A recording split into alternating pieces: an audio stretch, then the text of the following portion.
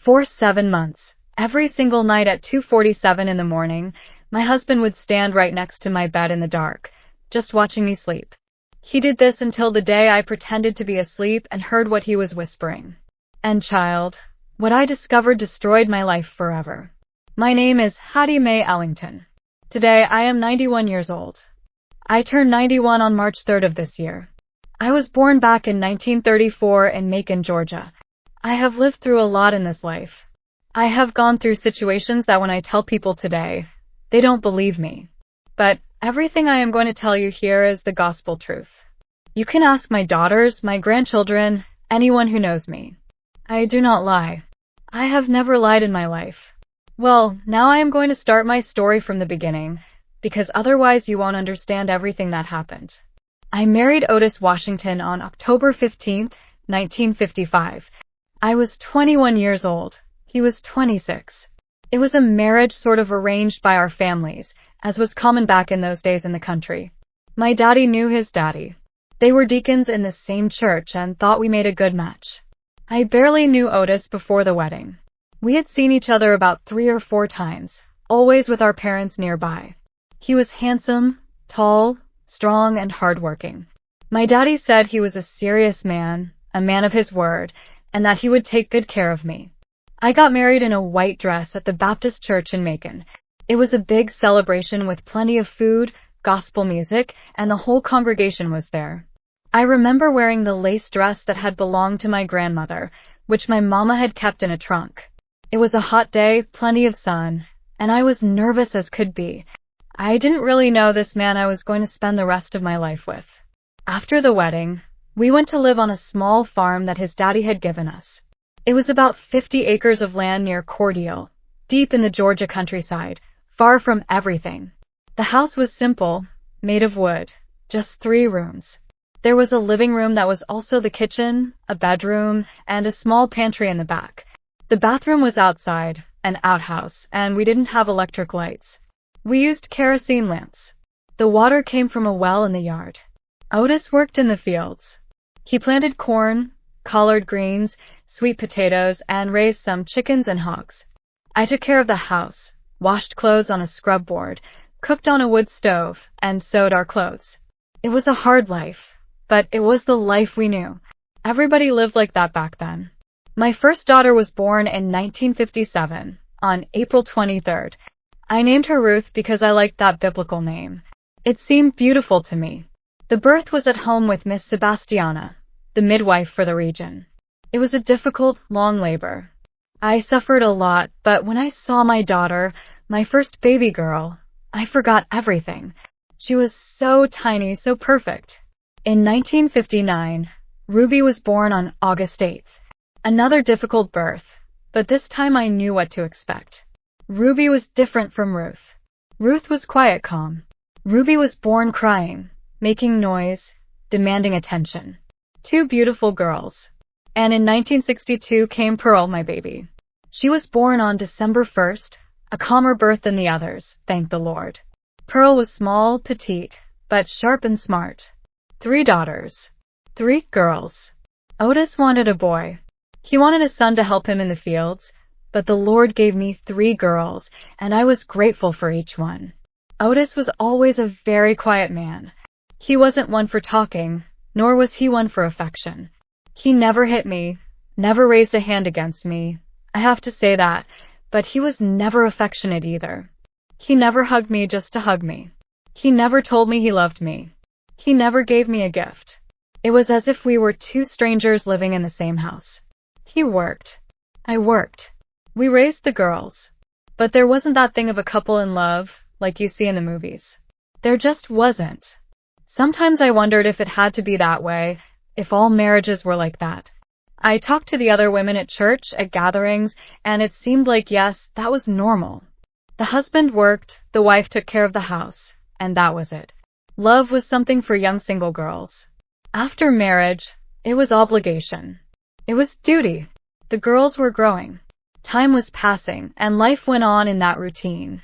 Waking up early, making coffee, taking care of the house, the girls, the clothes, the food. Otis going out to the fields before the sun came up, coming back when it was getting dark, eating dinner in silence, going to bed, sleeping, and starting it all over again the next day. I won't lie to you. I wasn't happy, but I wasn't completely unhappy either. It was the life I had, and I accepted it. I had my daughters.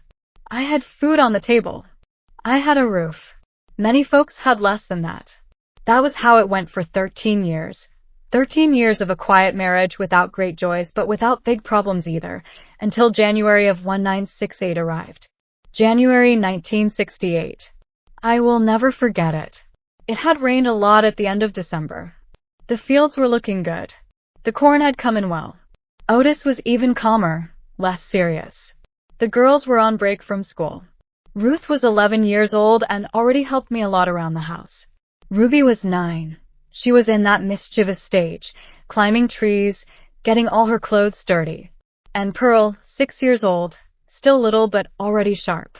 It was a Tuesday, January 16th, 1968.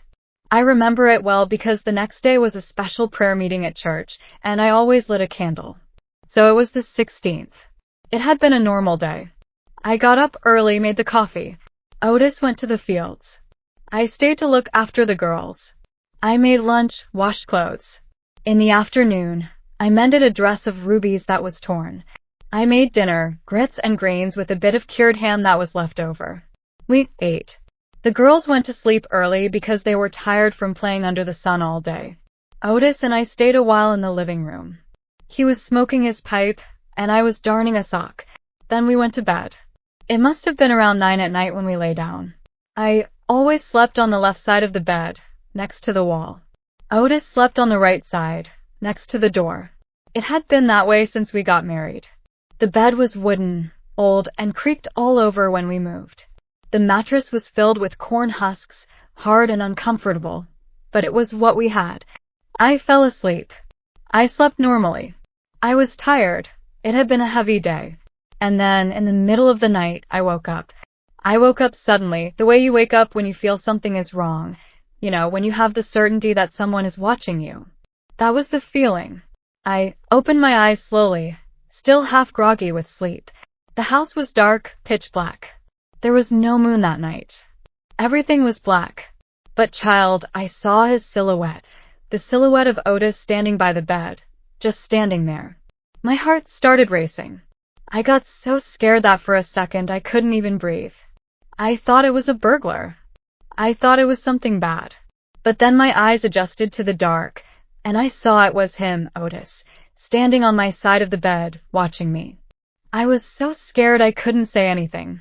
I just lay there looking at him, and he kept standing there, just watching me. He didn't say anything, didn't move, just stayed there. After a while, I don't know how long, maybe a few minutes, he went back to his side of the bed and lay down without saying a word, as if nothing had happened. I stayed awake the rest of the night, my heart pounding, hands sweating cold. I kept thinking about what had happened, why he had done that, why he had stood there watching me like that. In the morning, when we woke up, I pretended nothing had happened. I made the coffee, everything normal. But I kept watching him, trying to see if he was acting different, if there was anything strange. But he was normal, just like always, quiet, serious, eating his biscuit with butter, drinking his black coffee. I thought it must have been something in my head, that I had dreamed it, or that he had gotten up to use the outhouse and stood there by accident. What do I know? I tried to convince myself it was nothing. But the next night, the same thing happened again. I woke up in the middle of the night, and there he was, standing next to the bed, watching me. This time I looked at the clock we had on the wall, an old wind-up clock his daddy had given him. It read 2:47. 2:47, he stood there for about 10 minutes. I lay there pretending to be asleep, but I was wide awake, heart pounding, trying to understand. Then he went back to bed. The next morning during coffee I asked him, "Otis, did you get up last night?"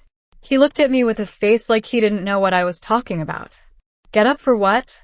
To go to the bathroom or something. No. I slept all night. Why? Nothing. I thought I heard a noise. And that was it. Subject closed. He didn't know, or he pretended not to know. I don't know. But child, it happened again the third night, and the fourth, and the fifth. Every single blessed day, always at the same time, 2:47 in the morning. I started to get desperate. I started to be afraid to sleep. I would stay awake waiting for that time to come, and when it did, there he was standing, watching me, saying nothing, doing nothing, just watching. I tried to talk to him again. I asked if he was sick, if he was sleeping poorly, if he had any trouble. He always said everything was fine, that I was imagining things. But I wasn't imagining. Every night, 2:47, he was there. I started to lose weight. I couldn't eat right. I couldn't sleep. I lived tired, nervous. The girls noticed. Ruth asked me if I was sick. I told her it was just tiredness, but she didn't believe me. I saw in her eyes that she knew something was wrong. February passed. March passed. April. May. June. July. Starting August, 7 months. 7 months of this. Every single blessed day, 2:47 in the morning, he would get up, go to my side of the bed, stand there watching me, and then go back. I started to think I was going crazy.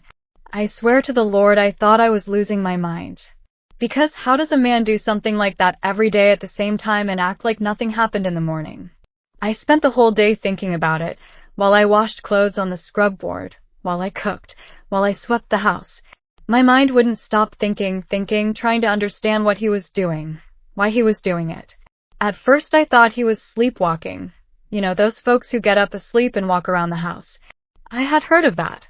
My Auntie Clara used to tell that her husband would get up at night asleep and go to the kitchen, open the cupboard door, and stand there. So I thought he might be doing that. But child, sleepwalkers don't stand in the same spot every day, and they don't do it at exactly the same time. 2:47 every blessed day like clockwork.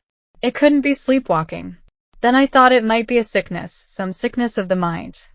I had heard of people who got sick in the head and started doing strange things. Old Mr. Jenkins from the general store had gotten like that a few years back. He started talking to himself, seeing things that didn't exist. They had to put him in a home. Was it that? Was Otis sick? I thought about talking to someone, but who? We lived far from everything. The nearest house was Mississippi Idella Banks' place, which was about a mile away. We didn't have a telephone. We didn't have anything.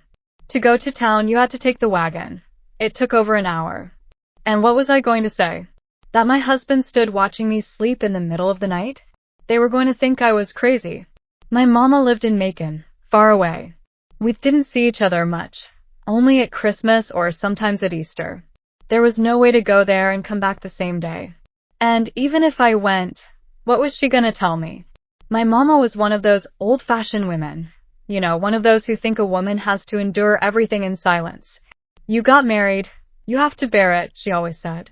It wasn't going to do any good to tell her. I tried to talk to the neighbors. One Sunday after service, I was chatting with Miss Idella and Miss Sadie at the church door. We were talking about household things, food, that women's talk, and I took a risk. Have y'all ever had any trouble with your husband's sleep? Miss Idella looked at me curiously. How do you mean, Hattie? Oh, I don't know, like getting up at night, things like that. Miss Sadie laughed. Mine snores so loud it's scary, wakes up the neighbors. But getting up? Only to go to the outhouse. And I couldn't go on. I didn't have the courage to tell. They were going to think it was weird. They were going to start gossiping. Small towns are like that. Everybody finds out everything. At home, the situation was getting worse. I was losing a lot of weight. My clothes were hanging off me. My face had gotten sharp. I had deep dark circles under my eyes. I looked in the mirror and didn't recognize myself. I looked like a ghost. The girls were worried. Ruth, poor thing, at 11 years old had already realized something was very wrong. She asked me constantly, "Is Mama sick?" "No, baby, it's just tiredness." "But I see you don't eat right. You don't sleep right. Is there something, Mama?" "There's nothing, Ruth. Don't you worry." But I saw in her eyes that she didn't believe me. And I felt terrible for lying to my daughter. But what was I going to tell her? That her daddy stood watching me sleep every night. A child of 11 wouldn't understand. Ruby was acting strange too. She was always the most talkative of the three, the happiest, the one who gave the most trouble. But in those days she was quiet, didn't play like before. She stayed in her corner silent. I thought it was just kid stuff, a phase, but it worried me. And Pearl, little thing, 6 years old, also felt something was wrong. Children feel those things. She spent all her time hugging me, clinging to me, as if she were afraid I would leave. Otis kept on the same, working in the fields, coming back at night, eating in silence, sleeping, and every early morning at 2:47, getting up and coming to watch me. I started to be afraid, truly afraid, because you hear stories, you know. I heard talk of men who killed their wives while they slept, of men who lost their minds and did terrible things. What if it was that? What if one of those nights he came with something in his hand, a knife, a pillow to smother me? I started sleeping with fear, or rather, not sleeping. I lay awake all night, waiting, watching the clock, 2:40, 2:45, 2:47, and there he came. There was one night I pretended to be deeply asleep. I breathed deep and slow, like folks do when they're really sleeping. I wanted to see what he would do. He stayed there longer than normal. He stayed about 15-20 minutes. And I heard his breathing, heavy, agitated, like he was nervous, restless. At some point he leaned down, got close to my face. I felt his hot breath, smelling of tobacco. I thought he was going to kiss me, or kill me. I didn't know. My heart was beating so hard I was sure he was going to hear it. But he didn't do anything, just stayed there very close, breathing. Then he got up and went back to bed. That night I didn't sleep anymore. I lay awake until dawn, trembling, sweating cold, feeling like I was going to have a stroke. The next day I was so tired I almost fainted while making lunch. I had to sit on the kitchen floor, dizzy, seeing everything spin. Ruth found me like that and got desperate. Mama, what happened? Nothing, child. Just a dizzy spell. I'm going to call Daddy. No need. It passed already.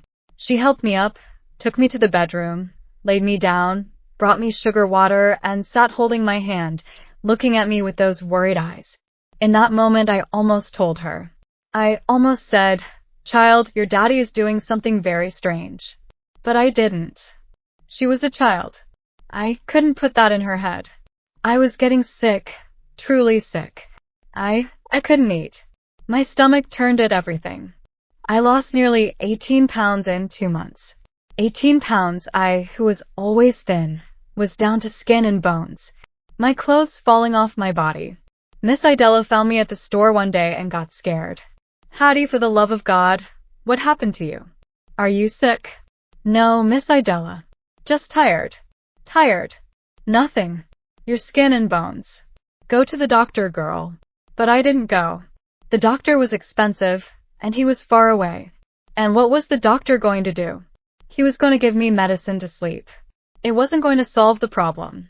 The problem was Otis, and I didn't know what to do with him. There was one night, it was already July, that I tried to stay awake on purpose.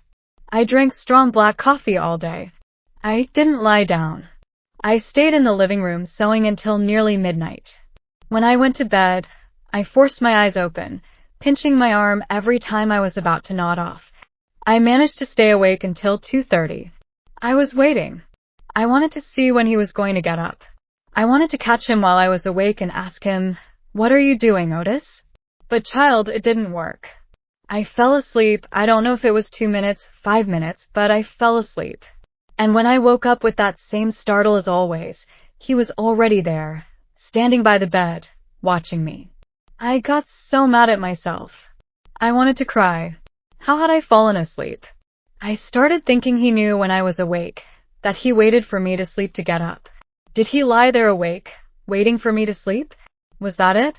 That scared me even more, because if he waited for me to sleep, it was because he didn't want me to know. It was because he was hiding something.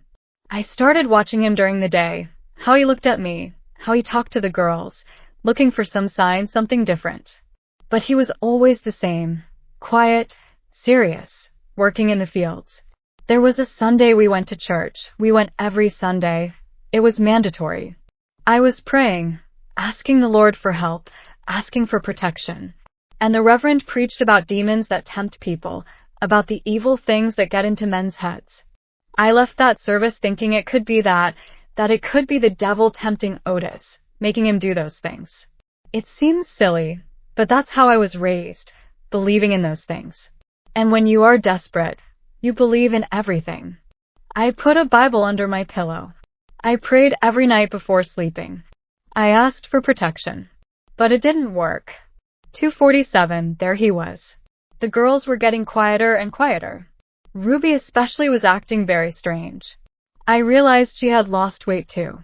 Her little face was thinner. Her clothes were loose. I asked her if she was eating well at school. Yes, Mama. Are you sure? You're very thin. Yes, I'm eating, Mama. I just don't have much appetite. It seemed odd, but I didn't insist. I had so many things in my head. I couldn't worry about everything. Until one day, it must have been late July, early August, Ruby came home from school and went straight to the bedroom. She didn't want to eat. She said her stomach hurt. I went to see. She was lying down, curled up, hand on her stomach. What did you eat, Ruby? Nothing, Mama. I didn't eat anything different. Do you have a fever? I touched her forehead. No fever. No, Mama. It's just a stomachache. I'm going to make you some tea. I made her some peppermint tea. I gave it to her. She stayed there quiet. I left the room, but I stayed worried. Later, when I went to bring her dinner, I went into the room and I saw she had been crying.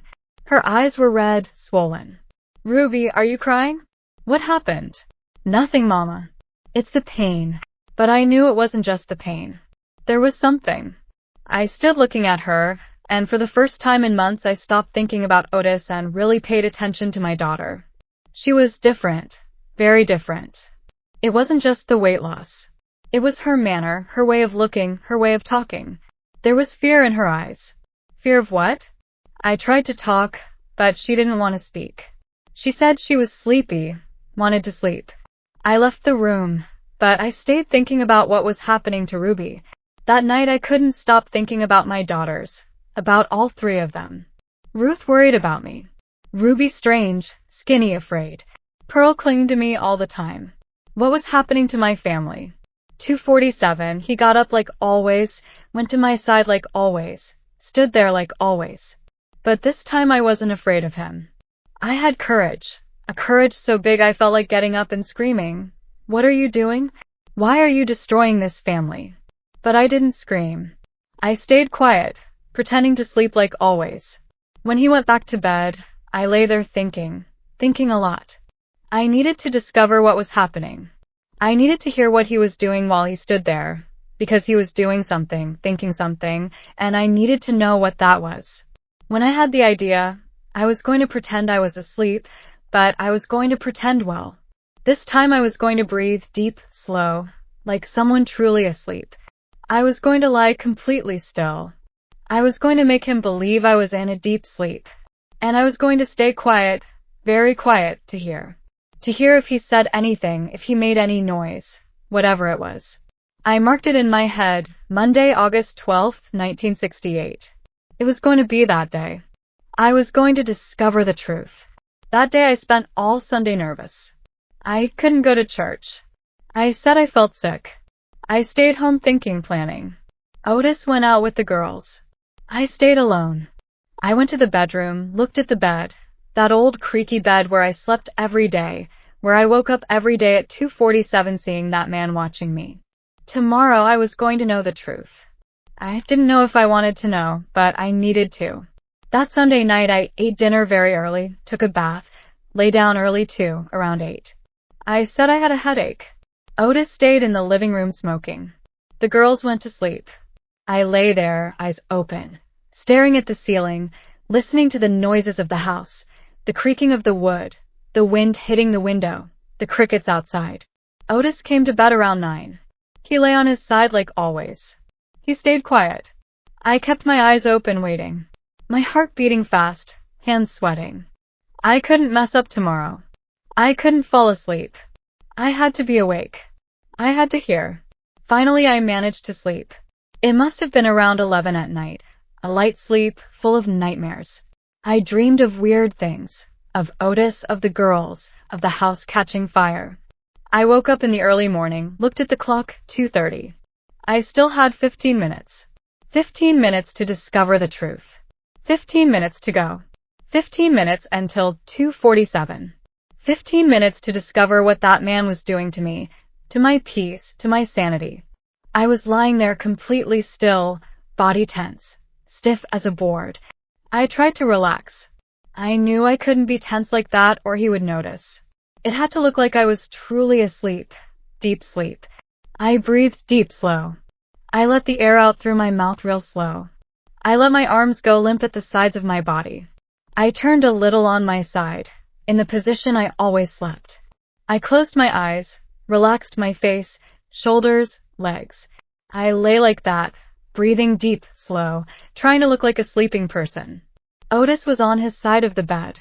I heard his breathing. It seemed like he was asleep, but I wasn't sure. Is he truly asleep, or is he awake waiting just like me? The minutes passed slowly, very slowly. Every second seemed like an hour. I wanted to look at the clock, but I couldn't. I had to keep pretending. The silence of the house was heavy. Only the wind outside and his breathing could be heard, and my breathing, which I tried to keep calm, deep, like a sleeping person. My heart was beating hard, so hard I was afraid he would hear it. Thump, thump, thump, thump, beating in my chest like a drum. I tried to calm down. I thought of peaceful things. The garden, the chickens pecking in the yard, the girls playing. But I couldn't calm down, because I knew it was time. Suddenly I heard the bed creak. He was moving. I stayed still, eyes closed, breathing deep. I heard him get up. The mattress sank on his side when he leaned to get up. The bed groaned. He stood up. I was waiting for him to come to my side like always. And he came. I heard his steps, slowly, very slowly, on the wooden floor of the house. Creak, creak, creak. Steps slow, careful, like someone who doesn't want to make noise. He stopped on my side of the bed. I felt his presence there, close, very close. I kept breathing deep, slow, pretending deep sleep. He stood there like he always did. I felt he was watching me. Even with my eyes closed, I felt the weight of his gaze on me. My heart raced, thump, thump, thump, thump, beating very fast. I tried to control it. I couldn't show that I was awake. He stayed there. How long I don't know, a minute, 2, 3. It seemed like an eternity. Then he moved. I heard a noise like he had crouched down, got on his knees. Lord have mercy, he was on his knees next to the bed. I stayed still, breathing, pretending, and then, child, he started to speak. His voice was so low, so weak I could barely hear. A whisper, almost a breath. Please, Hattie, he said my name. Please, Hattie, forgive me. Forgive what? What? He kept whispering, his voice breaking, trembling. Forgive me for what I did, for what I promised. I shouldn't have done that. My whole body went tense, but I kept pretending to sleep. I needed to hear more, needed to understand. I was desperate. Hattie, I was scared. The debt was too big. I had no way to pay it. Dead, he cried. I heard his quiet weeping stifled, like someone crying but not wanting anyone to hear. $3,000. 3,000. I didn't have it. I don't have it. And he was going to kill me, Hattie. Mr. Thorne was going to kill me. Mr. Thorne. Silas Thorne. The wealthy landowner. The widower. My blood ran cold. So I promised, God forgive me, I promised our girl, our Ruby. No. He promised my daughter, my Ruby, the 9-year-old child. When she turns 15, she marries him. That was what I promised. To pay the debt, to save my life. I wanted to scream, wanted to get up, wanted to grab that man by the neck and squeeze until he stopped breathing. But I stayed still, because I needed to hear everything. Everything. He kept crying, sobbing. It was January 16th, early morning. I had lost everything playing poker at Big Joe's juke joint. Everything, Hattie. All the money we had saved. And I still ended up owing $3,000 to Mr. Thorne. He had gambled our money. The money I scraped together sewing. The money we saved for hard times. He had gambled it all. I came home that morning wanting to die. Wanted to hang myself. Wanted to disappear. But then he showed up here at the house the next day, Mr. Thorne, and made the proposal. What proposal? What proposal? He said he would forget the whole debt if I promised him Ruby's hand when she turned 15. He is 52, Hattie, 52, and our girl is 9. I was shaking on the inside, trembling with rage, with horror, with disgust. I said yes. God forgive me, I said yes because I was afraid. Afraid he would kill me. Afraid of losing everything. I am a coward, Hattie. I am a coward. That's why I came every morning, 2:47, the time I made the promise, the time I sold our daughter. Since that day I don't sleep well. Every day I wake up at this time and come here. I come to ask your forgiveness, because I know when you find out you will never forgive me. Never. He was right. I was never going to forgive him, but I don't have the courage to tell you. I don't have the courage to see your face when you know, to see Ruby's face when she knows her daddy promised her to an old man. My Ruby, my baby, who was acting strange, skinny, afraid. She knew. Someone must have told her. He kept crying, voice getting lower, more broken. 6 years left. 6 years until she turns 15. And then I'm going to have to hand her over. I'm going to have to take my daughter to Silas Thorne like she was cattle, like she was a thing. No, that wasn't going to happen. I wasn't going to allow it. Forgive me, Hattie. Forgive me for being so cowardly, so weak, so evil. He stayed there longer, crying softly, whispering words I didn't understand well, asking forgiveness, asking God, asking me. Then he got up. I heard him get up. I heard his steps going back to his side of the bed. I heard the bed creak when he lay down. I lay there still, eyes still closed, breathing still pretending sleep. But inside I was destroyed, shattered, like someone had ripped the heart out of my chest and stomped on it. My daughter, my Ruby, promised to an old man to pay a gambling debt. I waited. I waited until I was sure he was asleep. His breathing became heavy, deep. He fell asleep. Alone then, I opened my eyes.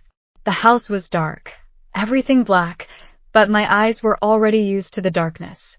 I looked at the ceiling, the old wooden ceiling of our house. Everything made sense now.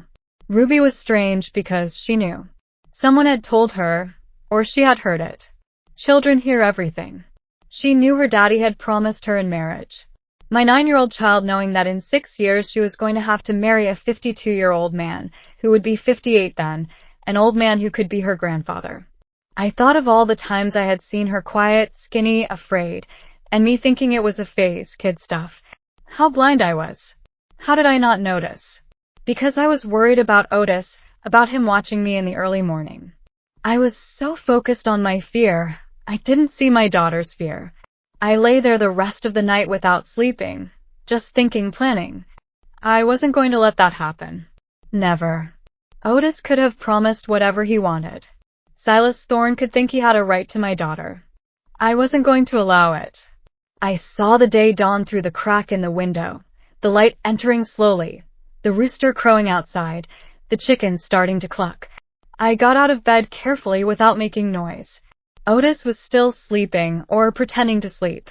Didn't matter. I went to the kitchen, lit the wood stove, put water to boil for coffee, stood there watching the fire, flames dancing. My head not stopping, thinking. I needed to get the girls out of there. Needed to leave. But where to? I had no money. I had nothing. How was I going to support 3 daughters alone? I thought about going back to my mama's house in Macon, but my mama was old, sick, couldn't take care of me and 3 granddaughters. I thought of my sister, Etta Freeman. She lived in Atlanta, had a few more resources. Would she take me in? I made the coffee, set the table, biscuits, butter, peach preserves I had made. The girls woke up, came to the kitchen. Ruth rubbing her eyes, Pearl yawning. Ruby. I looked at Ruby, at her little face, at her eyes. And she looked at me, and in her eyes I saw that she knew that I knew. How did she know? I don't know, but she knew. I hugged her. I hugged my child, squeezed her tight. Are you okay, Mama? Yes, baby. I'm okay. But I wasn't. Nothing was okay. Otis appeared, came into the kitchen, sat at the table, grabbed a biscuit, buttered it, like it was a normal day. I looked at him, looked him right in the eyes, and he looked away. He couldn't face me. He knew I knew. Somehow he knew. I let the girls drink their coffee.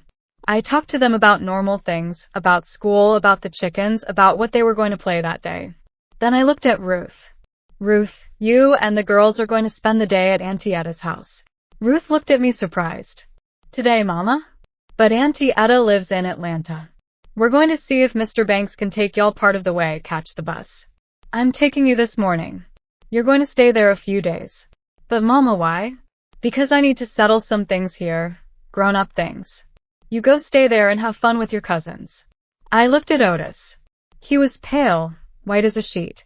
He knew what was going to happen. I packed a bundle with the girls' clothes, a few changes, toothbrushes, a comb. I put it all in a sack. I took the three by the hand. Let's go. But Mama, how are we going? It's far. We're going in the wagon. I'm going to ask Mr. Banks to take us to the Greyhound station.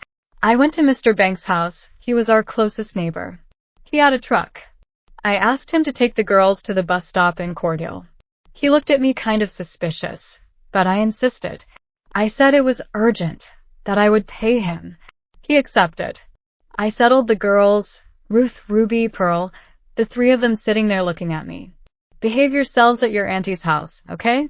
Yes, ma'am. Obey her. Be polite. Yes, Mama. I hugged each one, squeezed them tight, smelled their hair, saved that moment, because I didn't know when I was going to see them again. The truck left. I watched them go, waving goodbye to me. I waved back until they disappeared down the dirt road. I went back to the house, entered, closed the door. Otis was sitting in the living room, looking at the floor. I looked at him, and he looked at me. And in that moment, without me saying anything, he knew. He knew I had heard, that I knew everything. And he knew nothing was ever going to be like before. We stayed there, me standing, him sitting, the silence heavy between us like a stone. I didn't say anything. Didn't need to. He knew. I saw him start to tremble. His hands were trembling. His shoulders were trembling. And then he started to cry, really cry loud, without hiding. Hattie, don't call me that. My voice came out hard cold. I had never spoken like that to him, to anyone. He lowered his head, kept crying. Did you hear? You heard what I said this morning. It wasn't a question. It was a statement. I heard every word you whispered while you thought I was asleep. For 7 months you came to my side every morning asking forgiveness, but you never had the courage to tell me while I was awake. I couldn't. You couldn't what, Otis? You couldn't tell that you sold our daughter? That you promised Ruby, a 9-year-old child, to a 52-year-old man. He sobbed, an ugly, desperate sound. I was desperate, Hattie. The debt. I know about the debt. You gambled our money. The money I saved sewing, washing clothes, going hungry. You took it all and gambled it on cards. I went to the kitchen, grabbed the knife I used to cut meat. I went back to the living room. When he saw the knife in my hand, he went white. He raised his hands. Hattie, for the love of God, don't. I ain't gonna kill you, Otis, even though you deserve it. But I want you to sit right there and tell me everything from the beginning. And if you lie one word to me, just one, I swear to the Lord I will finish you. I sat on the chair opposite him. I put the knife on the table but kept my hand on it. Talk. He breathed deep, wiped the tears with the back of his hand. It was January the 15th, a Tuesday night. Big Joe was running a game in the back of his place, poker. I went. I had gone other times, did you know? Little small bets. Sometimes I won, sometimes I lost. Yes, I knew. I knew you played once in a while, but I thought it was little stuff, a few cents. That night there were folks from out of town. Rich men, landowners. The game was high. The stakes were big. And He stopped, breathed deep again. I thought I was going to win. I thought I was going to double our money, triple it. I was going to buy more land, more livestock. I was going to improve our life. You took all our money. I took the $300 we had saved. All of it, $300. 2 years of savings. 2 years I spent sewing late at night after the girls were asleep, after he was asleep, sewing until my fingers bled. And he took it all in one night and lost it. I lost. I lost everything in the first few rounds. And then I got desperate. I asked to borrow. Mr. Thorne was there. He lent me $1,000. You borrowed $1,000? Yes. I thought I was going to win back what I had lost. I was going to win it back. But you didn't win. I didn't win. I lost the 1,000 too. So I asked for more, 1,000 more. He lent it, and I lost it. I asked for another 1,000. I lost it. At the end of the night, I owed Silas Thorne $3,000. $3,000, a fortune. Money we were never going to see. He gave me a deadline of 1 week to get $3,000. If not, he was going to take the land, the house, everything. You should have told me. I was going to tell you. I swear I was. But the next day, Saturday, he showed up here early in the morning. You had gone to wash clothes at the creek with the girls. He came on horseback. Silas Thorne came here. He entered here, sat in that same chair where you are, lit a cigar, and said he had a proposal for me. What proposal was that? He said he had been a widower for 3 years, that he was looking for a young girl to marry, a young girl who could give him children, take care of his house, and that he had noticed Ruby, that he had seen her at church, at the picnics. My stomach turned. That old man had set his eyes on my daughter, child. And then he made the proposal. He said if I promised him Ruby's hand when she turned 15, he would forget the whole debt, the $3,000, everything forgiven. And you accepted. It wasn't like that, Hattie. I said no. I told him she was a child, that she was my daughter. But in the end you accepted. He threatened me.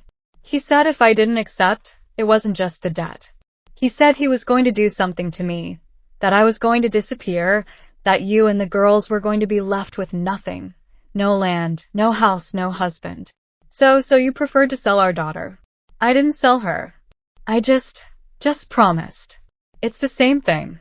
You promised her hand like she was an object, like she was cattle, like you had the right to decide her life. I screamed loud. All the rage I had stored up coming out at once. He lowered his head, kept crying. I know I did wrong. That's why I don't sleep. That's why every day at 2:47 in the morning I wake up, because it was at that time, 2:47 in the morning from Friday to Saturday, was when I said yes, when I promised Ruby. How was it? Tell me exactly how it was. He gave me paper and pen. He ordered me to write, I, Otis Washington, promise the hand of my daughter Ruby Washington in marriage to Mr. Silas Thorne when she turns 15 years of age on August 8, 1974 in 6 years. And you signed. I signed. And he signed as a witness. He kept the paper. Said he was going to keep it until the day, that when 1974 came, he was going to come fetch her. I got up from the chair, started pacing the living room from one side to the other, trying to think, trying to control the rage. Ruby knows. He looked at me with eyes wide open. How would she know? Does Otis know? I saw it in her eyes. She is skinny, scared, quiet. Someone told her. No. I didn't tell anyone. Only me and Silas Thorne know. Then he told, or someone who was at Big Joe's house that night told. Small town. Everybody finds out everything. Someone heard, someone talked, and it got to her. My God. My baby. His voice broke again. I stopped pacing. I looked at him. You are going to grab paper and pen right now, and you are going to write a statement saying you cancel that promise, that it was made under threat, under duress, and that it has no validity whatsoever. But he has the paper, Hattie. He has my signature. Doesn't matter. You're going to write right now that you cancel it. And I am going to take that to Silas Thorne, and I'm going to tell him to his face that my daughter is not merchandise. But he won't accept. He's going to come here. I don't care what he's going to do. My daughter is not marrying that old man. I grabbed paper and pen, threw them in front of him. Right. Now. He grabbed the pen with a trembling hand. He started to write. I dictated. I, Otis Washington, by means of this letter cancel the promise made to Mr. Silas Thorne regarding the marriage of my daughter Ruby Washington. Said promise was made under duress and threat, and therefore has no validity. I acknowledge that I committed a grave error, and that my daughter has the right to choose her own future. He wrote, the handwriting all crooked, shaky. He signed at the end. I grabbed the paper, folded it, put it in my pocket. Now you stay here. You don't leave this house. You don't go to the fields. You don't go anywhere. You stay here waiting for me to come back. Where are you going? I'm going to settle this like it needs to be settled. I grabbed my shawl, put it over my shoulders, grabbed the paper. Hattie, don't go there. It's dangerous. So am I. I left the house, closed the door, started walking. Silas Thorne's plantation was about 5 miles from there, 5 miles of dirt road. It would take more than 2 hours walking, but I was going. I would go on foot if I had to. I walked about 15 minutes when I heard the sound of a horse behind me. I turned around. It was Mr. Banks going to town. Miss Hattie, where are you going on foot in this sun? I'm going to Silas Thorne's place. He looked at me surprised. But that's far, ma'am. Hop on the wagon. I'll take you. I climbed up onto the wagon seat. We continued down the road. Silas Thorne's place was big. High wooden gate, white fence, big 2-story house with columns. He had workers. He had everything. Mr. Banks dropped me at the gate. Are you sure, Miss Hattie? Yes. I got down, thanked him. He left. I opened the gate, entered, walked up the gravel path to the house. I climbed the steps of the porch. I knocked on the door. A servant answered, an older black man with white hair. I want to speak with Mr. Thorne. Do you have an appointment? I don't need an appointment. Tell him it's Hattie, Otis Washington's wife. He looked me up and down. Must have thought it strange that a simple woman, thin, in old clothes, appeared at his boss's house. But he went to call him. I waited on the porch, heart beating hard, hands sweating. There were heavy footsteps. Silas Thorne appeared. He was a big man, pot-bellied, thick mustache, gray hair, wearing expensive clothes, gold watch on his wrist. He looked at me with a face of surprise. Mrs. Washington, what an honor to receive you here. Come in, please. I ain't coming in. I came here to settle a quick matter. He smiled, a fake smile full of teeth. I see. I imagine what it's about. Your husband sent you here to confirm the arrangements we made. I came to undo the arrangements you made. The smile wiped off his face. How's that? I took the paper out of my pocket, showed it to him. My husband wrote this, canceling the promise. My daughter is not merchandise. She is not going to marry you. He grabbed the paper, read it. His face started turning red with rage. This is worth nothing. I have a document signed by him, legal, with a witness. That document was made under duress and threat. It has no validity whatsoever. It does so, and it will be fulfilled. In 1974, I am coming to get the girl. You are not coming because if you get near my daughter, I will finish you myself. He laughed, a loud, mocking laugh. You are going to do what? You are just a woman, a poor black woman with nothing. I took a step forward, looked him right in the eyes. I am a mother, and a mother protects her children, no matter what she has to do. He stopped laughing. He saw I was serious. Your husband owes me $3,000. He lost playing cards. That's his problem, not my daughter's. The deal was made. No deal. My daughter is not part of any deal. And if you insist on this, I'm going everywhere. To the sheriff, to the reverend, to the judge. I'm going to make the biggest scandal this county has ever seen. I'm going to tell the whole world that you, a 52-year-old man, want to marry a 9-year-old child. I'm going to spread that all over town, all over the state. Let's see if your reputation holds up. His face turned purple with anger. You have no proof of anything. I have my husband's word. I have the promise you made him. Right. And I have my daughter, who has been scared for months because someone told her. He took a step toward me, trying to intimidate me. I am not going to forget this, Dad. Your husband is going to pay one way or another. Then collect from him, not my daughter. I turned around, started down the steps. You're going to regret this, Mrs. Washington. I won't regret it. You're the one who will regret it if you come near my family. I left the plantation, closed the gate behind me. My legs were trembling. My whole body was trembling. But I had done it.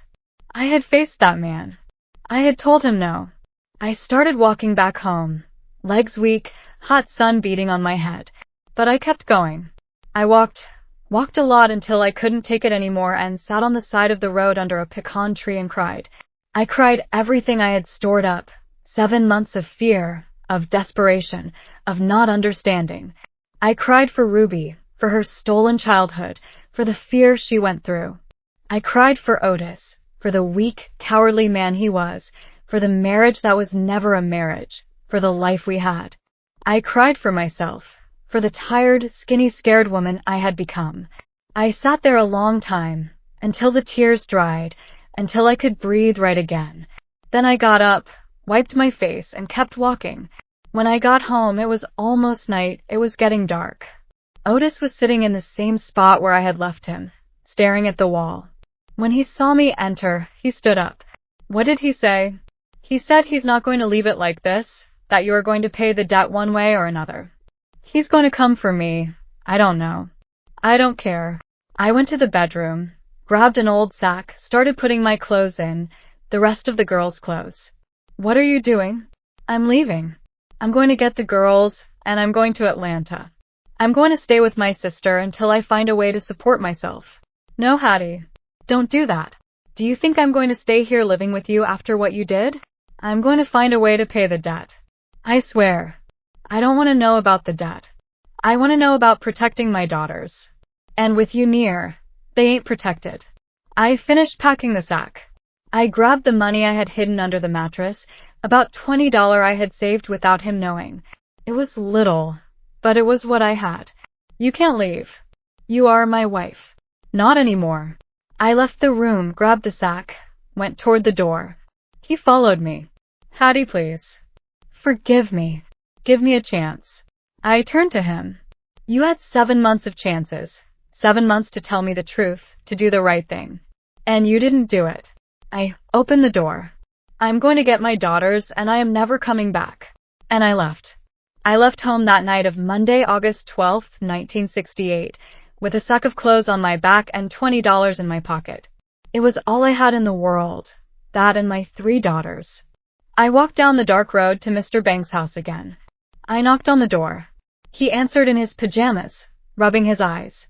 Mr. Banks, I need to go get my daughters. I need to get to the bus station now. He looked at me, saw the sack on my back, saw my face, and didn't ask anything. I'll start the truck. We drove through the night, the road dark, only the headlights shining. Me sitting in the truck, clutching my sack, looking forward without looking back. We got to the station, and I took a bus to Atlanta. I arrived when the sun was coming up, Tuesday, August 13th. My sister Etta was surprised when she saw me at her door at that hour. Hattie, what happened? I need to stay here a few days, me and the girls. I have to go pick them up from the bus depot. She looked at the sack on my back and understood. Come in. I want to get the girls. When we got back to Etta's, the house was small but tidy. 2 bedrooms, living room, kitchen. She lived with her husband Robert and their 2 children, John and Mary, who were about the age of my girls. I sat in the kitchen. Etta made coffee, gave me a biscuit. Tell me. And I told.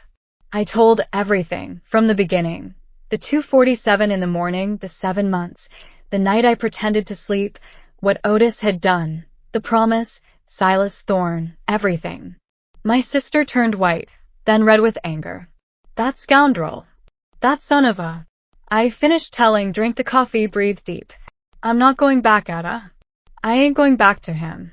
I'm going to stay here until I find a way to support myself and the girls. She grabbed my hand. You stay as long as you need. The girls were there in the kitchen. When they saw me crying, Ruby ran and hugged me. She hugged me, so tight she almost knocked me over. Mama. Just that, just Mama. But by how she said it, I knew. I knew she understood, that she knew I had gone there to protect her. Ruth and Pearl also hugged me, all 3 clinging to me. I hugged my girls and cried.